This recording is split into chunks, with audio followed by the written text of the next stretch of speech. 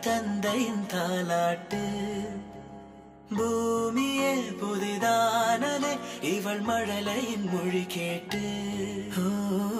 தாயாக தந்தை மாறும் புது காவியம். இவன் மறைந்த கிருக்கலில் இவளோ உயிரோவியம். இரு உயிர் ஒன்று